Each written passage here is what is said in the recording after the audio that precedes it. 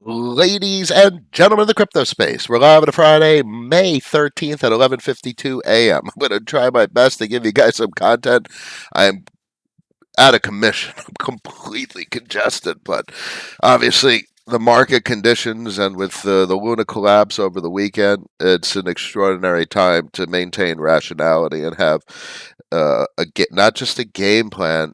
You know, it's what I've been teaching over the last 2+ years at this point. It's more. This system is more than just watching numbers go up and down, watching trends, watching for breakouts or breakdowns or failed breakouts. That is just the surface. What matters is the concepts, the ideas, and the story about what these systems are and how they work and what does it all mean. So, in many regards, I put in the title Capital Management. What is capital management? What is a bank account? What is your wealth? And how do we traverse these periods of time? We came from a period of prosperity. We're entering a period of austerity. We went from pretty high inflation, and now it looks like the markets are going to front run the deflation as the inflation starts to come down. That's a deflationary period, going from disinflation. It's a disinflationary period. If we got 6, 7, 8% CPI and it goes down to 4 or 5%, that's disinflation. It's less inflation. Deflation would entail a negative CPI. And if we see a negative CPI, good. That's not that's what March of 2020 was, where we had just basically a deflationary implosion, a complete contraction. It was a recession. We had negative GDP, gross domestic product, which implies if it was a CPI print, it was probably negative, and there's no reason for it not to be negative. For retailers to actually get shit off the shelves, if people don't have money, they have to drop prices. So CPI is a knock-on effect. It's a repercussion of all these systems interacting with one another. So that's kind of the story, high level. First couple of remarks I've made thus far of the story I've been trying to tell for the last couple of years. So here we are. We came from a period of prosperity, cyclical prosperity, over the last 2 years with our entirely new DeFi experience built atop the crypto space, which we have historic experience with, meaning the historic experience with crypto was 16, 17, leading into a very lackluster 2018, end of 2018, really set the stage for kind of like where we are barring this Luna experience, which really just escalated it very quickly. So, end of 2018 turned into a very, not just lackluster, it was a depressed period in 2019, culminating in the U.S. banking system failure in September of 2019. So, in many regards, the prosperity we had over the last 2 years was completely artificial. It was the result of all the capital injections and stimulus that was presented by our federal government. And now the after effects of the 2-year long amphetamine binge are wearing are wearing off or setting in. The after effects are setting in, and the system is going into complete withdrawal. And we see it in the charts. Things aren't going up, and there's complete absence of breath to the upside. In fact, the equity markets are going down, and obviously everything is going down. So there's the opposite of breath to the upside. It's depreciation, which is deflation. Things are deflating in price point. So, what does that mean? Expect things to continue to deflate. There's no strength in the market. There's no reason to go into the market.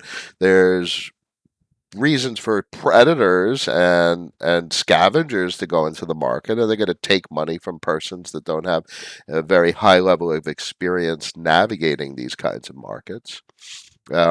That's really all there is in this type of market, is dead cat bounce after dead cat bounce, and the predators extract the capital gains from those dead cat bounces. There's no growth. There's no big money coming in. This isn't the period of time where the institutions are going to save this market, and the crypto space is going to decouple from the world, and a new realm, a new era of general public wealth is going to be ushered in. That's the furthest thing from anything that's going to occur. What's going to happen is the vast majority, what's going to happen is the same thing that always happens. The vast majority of people are going to lose their shit. So the whole point of this stream, the title of this stream is, what are you supposed to do?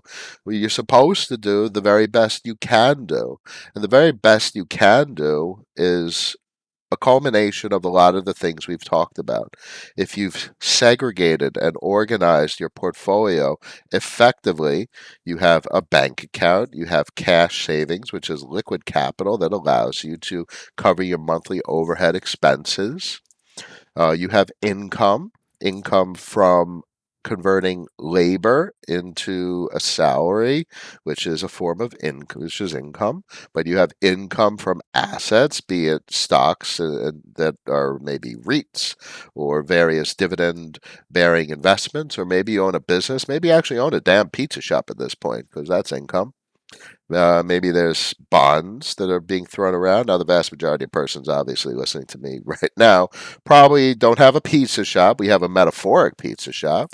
We probably don't have bonds, and the savings bonds are pretty cool. The problem that annoys the crap out of me with savings bonds is you can't buy any. There's like a $15,000 limit or $20,000 yearly limit.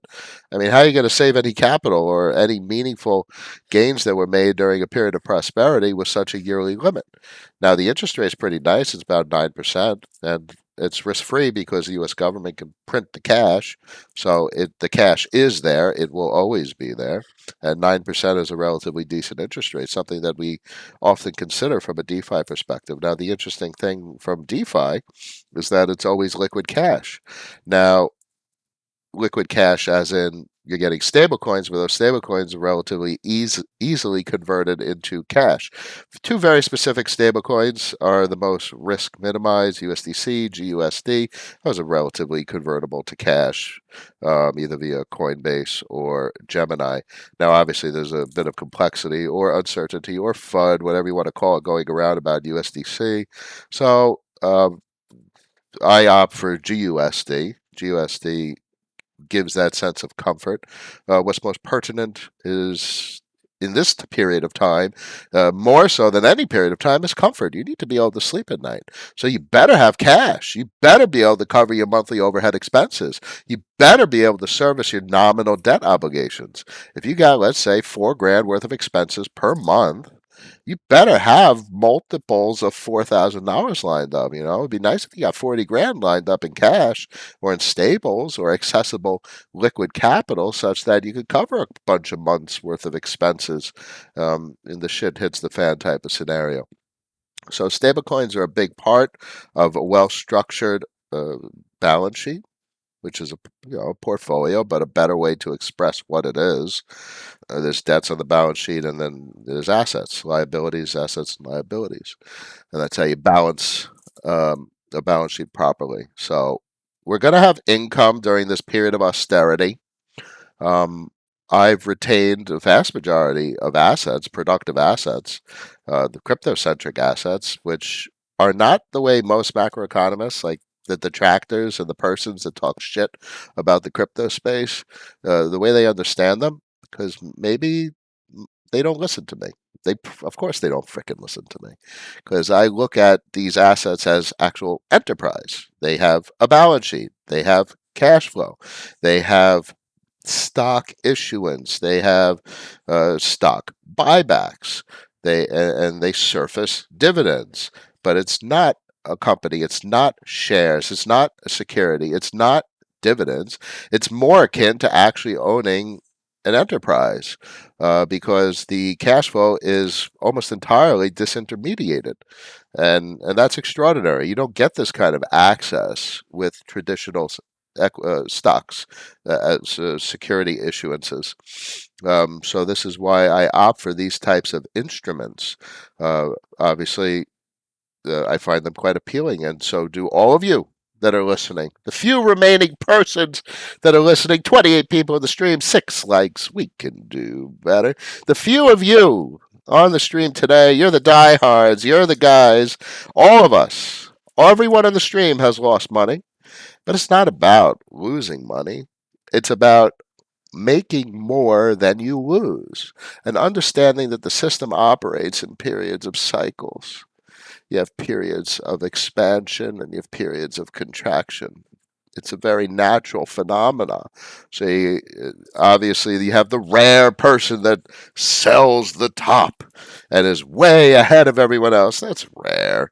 And you can't plan to be in that type of situation. It either happens or it doesn't. And if you try to make it happen, the odds are you're going to fuck it up. So I wouldn't even try to make it happen. So what does that leave us with? That leaves us with rationality and behaving in the best way possible to attempt to achieve the best possible outcome, which is to end the damn cycle with more money than you started with. Protect your capital. So you should have more stable coins than you started 2020 with. If you're ending 2021, we're in the middle of Q2 of 2022, and you have 2, 3, 4, 500% more stable coins than you did when you started 2020. You made 500% in 2 years. Oh, that's the measure of the portfolio. It doesn't count until you've sold it, or it doesn't count unless it's in the bank account, liquid cash that you can send over to your BitPay card and go to the supermarket with. That's the measure of the portfolio, and that's how I compartmentalize the portfolio. The assets will drive you nuts with the volatility, the price action, and the irrationality that's expressed with market actors that cause the volatility in the price point. But what do they do? What do these assets do? We know two things. One, they produce cash flow. You're going to have an income stream. You're going to experience this income stream depressed because of the period of austerity. So if you were making X amount of capital, now you're making, let's say, 50% less income from your assets. Okay, great, groovy, grand. That sucks. Austerity is what it is. Expect to lose money, expect to have less income, expect to be able to spend less money. That's what they want. That's exactly why the Federal Reserve is doing what they're doing. And they manipulate the markets to with the narrative that they express to achieve this. They need people to spend less money. That's how they bring down inflation. So that entails looking at and compartmentalizing those components of the portfolio, the price point, the fair market value of those assets. Sure, it's difficult to marginalize the volatility. Let's say I have $1 million worth of assets that are producing X amount of dollars per week, but that $1 million gets cut in half to $500,000. If you're trying to, the point is, if you're trying to quantify X amount of dollars per week plus fair market value of the assets, and if you're trying to take that plus that to see if the whole thing is going up in value and that's the measure of success, it's going to drive you nuts. So my mental framework is I expect depreciation. I expect the fair market value of these assets to go down. I expect the revenue produced by them to go down. And so the question in my mind is lendiness. What are the protocols that are more likely than less to continue to exist into the future? Do they have a place in systemic infrastructure? And that is a speculative bet in many regards, but I think that is the ultimate expression of how to play these markets. Um, you're trying to attach to the future. You're trying to attach to something new. You're trying to attach to something that is different, that doesn't exist in legacy finance. So that is why I feel very comfortable with those types of positions. I have very concentrated portfolio positions. They have depreciated significantly, but I marginalize that depreciation because that's not my bank account. What's most important is the damn bank account, the cash. If you were making 5 grand a month and now you're making $2,500 a month, you're making $2,500 a month, and you go to work. That's an extraordinary thing. So now the question is, with those types of positions, what's the odds that those cash flow assets will exist in the future? And if they're highly likely in your mind to exist in the future, that's awesome. That's an achievement. That's exciting to have found something like that, to understand why and how it it may likely work out the way you're envisioning it could work out. So that's something to be excited about in a period of of this austerity that we're going to experience, that there is something real. Well, what is the difference between now, 2022, May 2022, and end of 2018 throughout 2019? Everything was destroyed in 2019 because there was nothing. It was vaporware. It was capital raises for just a capital raise for the sake of a capital raise, the creation of a currency. A currency doesn't do anything. In fact, it does one thing: it dies unless there's purpose and meaning. And things, our attributes that I've talked about, like federation and incentive systems and measurable characteristics like capital flow, which is quantified by velocity, capital expansion. How much is the capital churning? So what do we have in the DeFi space? We have cash flow, we have velocity, we have capital expansion, we have the assets and liabilities, double entry accounting, you have the AVEs and the money markets expanding the amount of capital in circulation as per historic standards.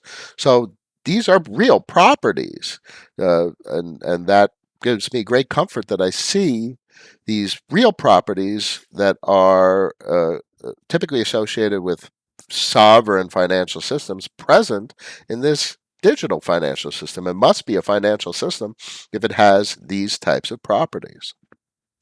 I got the 10-year bond up. A lot of macro folks are like, is it reversing? Now, obviously, it's a bearish engulfing. There's 4 days left on the weekly candle, but we've had plenty of, not just the bearish engulfing, we had a extremely bearish candle here back in November 29th on the weekly, week of November 29th. So what's very interesting that I talk about it, I don't know why others, is literally if you look at the trend line, the 41-year trend line, which this is very specifically placed, very very precisely on the candles. No matter if it falls through, there was an expression of support on the 10-year yields. So I'm not entirely convinced bond selling is over. And this is probably something Luke Grohm would be like, yeah, it's not over. They're just going to keep going down. They're just going to keep selling bonds. And it's a balance of payments crisis. It's a sovereign debt crisis. So I don't speculate on charts. I don't care if it goes up or down. What most interests me is the story that the up or down tells. And we'll see. Um, we'll only know in hindsight how to evaluate that story. So I'll let the chart play out, and I'll be here 3 days a week, and I'll tell you guys what the hell I think it means. So we are so not in uh, a a bullish revival of the bond market. This ain't shit. I mean, look where it's coming from. There is no bullishness in the damn bond market. If anything, this is a dead cat bounce. So obviously these are yields. So this, as the yields come down, bond price goes up. So this is nothing from a bullish perspective. I'm not. I don't really understand how folks are coming to that conclusion.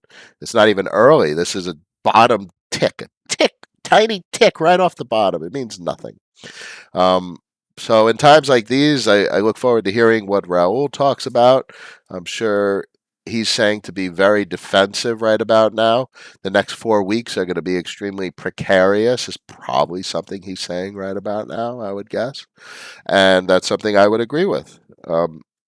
Now is not when you're buying stuff necessarily. Now is when you're making sure you understand what the hell your portfolio is, and why it's best described as a balance sheet, and why you got to make sure that you're solvent, and why you got to make sure you have enough cash on hand to service nominal debt obligations. And you got to try and reprogram your mind to not think like a novice. And that's why, that's why we do this stream, to give you a very different way to think about these markets. And obviously, the stuff that I tell you guys is a manifestation of my evolution, of the way I look at these markets. And clearly, we look at things very differently around these parts. 37 people in the stream, 13 likes. We can do better. Let me hit some comments, see if I can help you guys out. We can look at some other charts real quick, too. So, so there's one of two things that's playing out with Curve. By the way, it literally got to 110. I can't. That was the. I can't. I'd never expected the $1 price target, and it got to 110. That's wild that occurred. So where are we? Either we're in some sort of very bearish situation, or this was a blow off bottom. I mean, it still was above the bottom set on this green line, which is the $1.06. Either we've seriously wicked below the structural formation of a falling wedge, or the bottom falls out and just some sort of very bearish trend structure emerges. So we'll see. So obviously we're within the falling wedge, and the chart will tell us how it plays out in the coming days and weeks. This is on the daily, so next week or 2 weeks from now, we'll see where this chart, where it ends up. On the weekly, we're very much within the falling wedge. So maybe that's meaningful. It's not overwhelmingly nice to see a wick through support, but the candle body close above the falling wedge, I would still say it more or less has this structural formation. Counter channels are now below the $1.06 level of support that I like to highlight.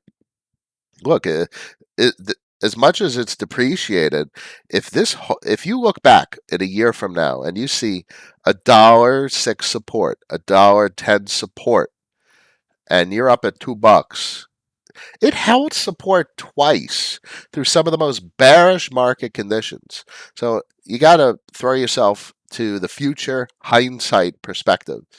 That'd be a hell of a chart. If you're up here at $5, $6, $7, $8 next year, you're like, damn, I wish I bought at $1.10.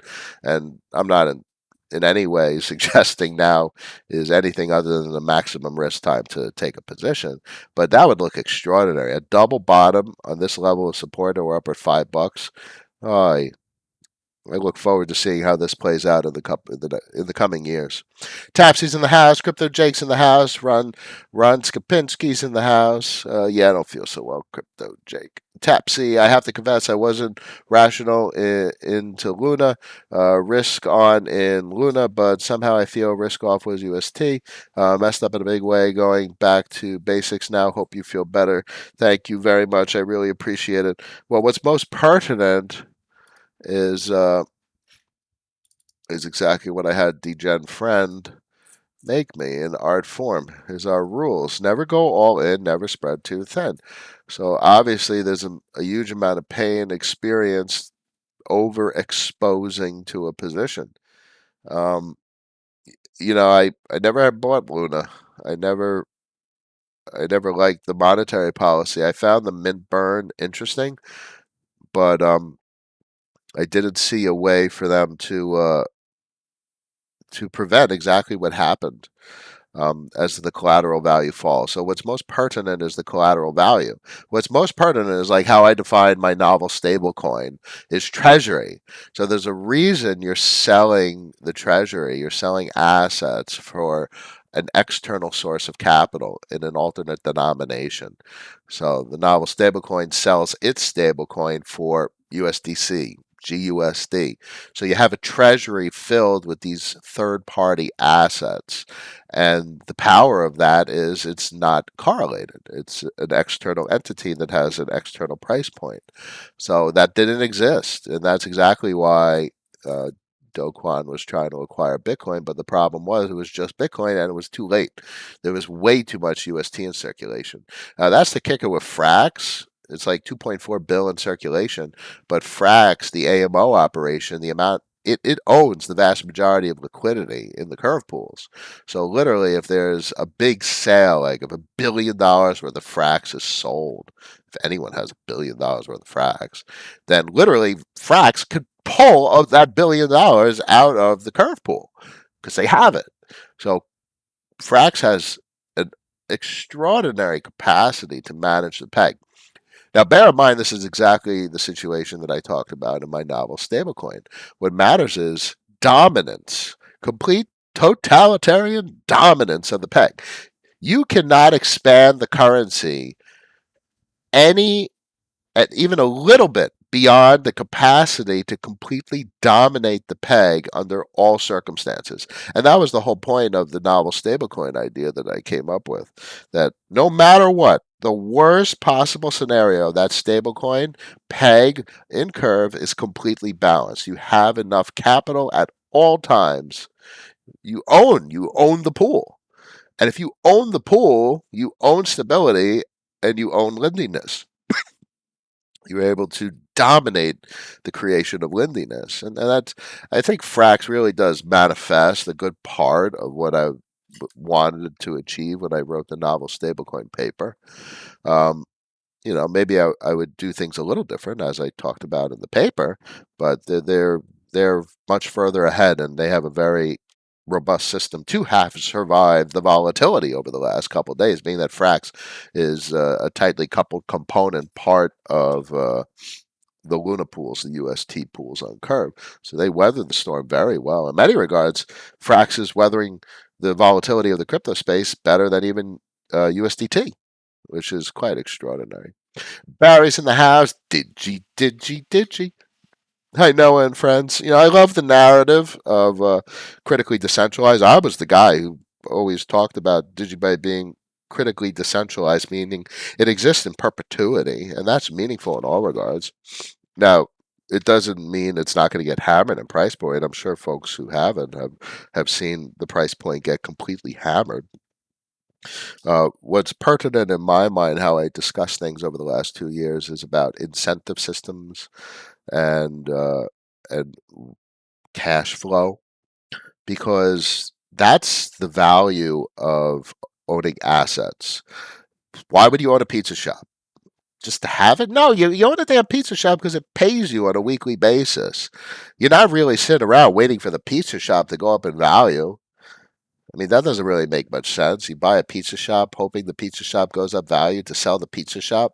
No, you own a damn pizza shop because it pays you a salary. So, what caught my fancy about DeFi in 2020 was this looking at assets through that lens of how you can manage your livelihood, your overhead, your living expenses, and it involved a lot of reprogramming the way I think of assets. So there's nothing that I don't like about Digibyte. I guess that's how I started this particular train of thought. It's just that it's not a productive asset. It's not a business. It's what it is it's a critically decentralized currency that's extremely volatile, that has no incentive systems. It has an incentive system to secure the network, and it has very big technology. Anyway, I'm digressing too much. The last thing I would ever do is dig on Digi. I love the whole team. I love uh, I love the asset. It just doesn't have a meaningful place in a portfolio, in my opinion. As a technology, sure, awesome sauce. Luna killed just as Tron launched. Oh goodness Christ, Justin Sun, what a toxic person. We'll see what he does, and maybe he does something different. But geez, he's got some balls. That's what he's got. Tim, hi Noah, concerned that FXS will be targeted on crackdown and algo stablecoins, even though it's fundamentally different. What do you think? Well, I think it's the biggest topic of conversation in crypto is critical decentralization, which is exactly what Digibyte talks about. Anything that's critically decentralized or is effectively, with regard to contracts, immutable, cannot be targeted for enforcement. So Ethereum in proof of work form is critically decentralized. Obviously there's the whole AWS complexity, but the amount of persons that are mining around the world means the security of the network will persist, even if individual persons securing the network are targeted for enforcement. So no one's going to shut down Ethereum. I don't think that even sounds plausible at this point. So what's most pertinent is the contracts and the design of the contracts. And that's why immutable contracts are so meaningful. Even if the person who wrote the contract wanted to change the contract can't be changed. It's immutable. And that's a topic that Andre talked about, so that's something I appreciate about Andre, other than his lackadaisical approach to code reliability and integrity. That's another story. So, to my understanding, Frax is critically decentralized. I wonder if there's an IPFS front end. But the thing that brings me probably the most comfort is the critical decentralization and immutability of the current protocol. It's completely untouchable. There's nothing that can be done. You can interact with Curve at the smart contract level. You can interact with Curve on IPFS hosted user interfaces. So it's beyond anything that's targetable by enforcement. So that's my favorite characteristic of the Curve protocol. We'll see what happens with Frax. It's one of my favorites. It's depreciated significantly. It's now a relatively small percent of the portfolio, but it produces some nice cash flow. So I'm quite content with it. And it doesn't matter. So the positions I bought, I have no capacity to liquidate. VEFXS, VECRV. All right, fine. VLCVX, but we'll see what happens. That's a 4-month lock, whereas the other ones are 4-year locks. And I bought them knowing exactly why I was buying them, because they tick all the boxes for something that I think is Lindy as compared to the bullshit in the crypto space. Um, I've never been rug pulled. How about that shit? I've always expressed a significant amount of due diligence before allocating capital. Anyway, Tyler, Terra will no longer bribe for CVX emissions. How do you see affecting CVX? CVX, well, here you go. There's your austerity. You're going to be making significantly less return on capital from your weekly income stream from Convex. That's that. I think Stargate's going to throw up some bribes, but expect austerity. Expect these types of events to occur, and you're going to be making less money. But in the future, hopefully, we're making more money. And there's periods of austerity and there's periods of prosperity. That's the bottom line. Um, Liv, hey Noah, how are you feeling today? I'm horrible right now. I gotta go get some Advil. Looks like we entered phase 2 of the Russia conflict NATO expansion. This might take longer than expected. Yeah, Finland pulls their NATO card. Russia's just gonna get pretty pissy.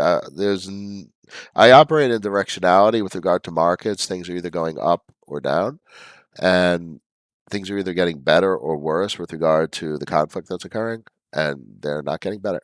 Therefore, they are certainly getting worse. It's not about the money, it's about sending a message. Crypto Jake, you get it. One curious view. That's right. Joe, China is using lockdowns to get people to stop spending money. China is using lockdowns to get people to stop spending money. And it's arguable that they're also doing it to influence the supply chain. And obviously the U.S. not printing money and expressing disinflationary pressures on global currency supply it's very much a currency war. They are not providing adequate supply of dollars to the world that's demanding dollars and really starved for dollars. So it's a disinflationary global currency supply, no matter how many dollars they printed in 2020. There's more demand than supply, which is an extraordinary reality. And China, obviously, anyone wouldn't like that. It's a war. It's a currency war. So it's quite complicated and an entire story unto itself. One curious view: unit collapse destroyed Blizz. Yeah, bye bye Blizz. I don't know. Did anyone still have any money in that thing? That thing sucked the money out of people real quick. Joe, love that photo. Yeah, that's pretty cool stuff. The Gen Friends got some serious talent. I noticed I threw Lynn, Raul, and Luke in the back. Probably should have got Jeff Snyder up on the right, but it's all good. I didn't want to ask for it. He did such an incredible piece of work already. So I probably we'll ask him for some other things. I've thought of some other memes of this nature, like throw me in a Steve Jobs turtleneck and put me on an Apple stage with these on the big screen, with the quotes on the big screen, and then you could do something crazy with the audience, and that would be interesting. So I got cash that I could throw him over the coming weeks. He's busy, but we'll see. I'm being very prudent with cash too. It's very important to be restrained. This is a period of austerity. You should be spending less money. Expect bad shit to go down with regard to the financial system and potentially even global conflagration. Conflict. It's pretty bad out there. So spend less money, protect your shit. And this is not just a crypto channel. This is, the title of this stream is capital management and how we're going to reverse this period of deflation and austerity. What happens when your shortage is recognized due to the Ukraine war? Wheat shortage. Oh, goodness gracious. Well, there you go. There's your inflation. So you could try and restrain demand by raising interest rates as much as possible. But the thing about food is that how the hell are you going to restrain demand for food? So that's exactly why the history of central banking, they're most afraid of inflation. It's extraordinary times we live in, and you're going to have to probably be expecting some serious shit that you've never experienced. Persons younger than me have never experienced, and probably even persons older than me haven't experienced. We got to go back to older periods in history, and that's why Lynn's up there on the wall, because she'd be the perfect person to ask what periods in history were most uh, what she thinks is most likely to be comparable to what we're going to experience. And it's pretty bleak. It really is. Joe Della, milkshake in full effect. Daniel, best meme artist in the game. Yeah, he really is. This is absolutely gorgeous, gorgeous artwork. T-Nex, first time catching you live. Thank you for all the valuable content as always. My friend, you're very welcome because we can do better. That's the bottom line. I'm going to keep the Twitter content going as best I can. I'm probably going to take some time away from the machine, but I'm here. I'll be on social media. I wish you all a good one. Friday, May 13th, 12:29 p.m. Tell everyone to subscribe, especially if they're losing capital. Let's try and save as many people as we possibly can. I'll catch you guys next time. After party on Discord for the most rational community in the entire crypto space. I love all you guys and gals in there. I'm pretty sure we've all done better than worse at this point, and that's something to be proud of. Something to be proud of if you pulled something out of 2020, 2021. Always remember that. NoahSeidman.com. If anyone needs any help 101, I'm always happy to talk as best time permits. I will see you guys on Monday. I wish you all a good weekend. Peace.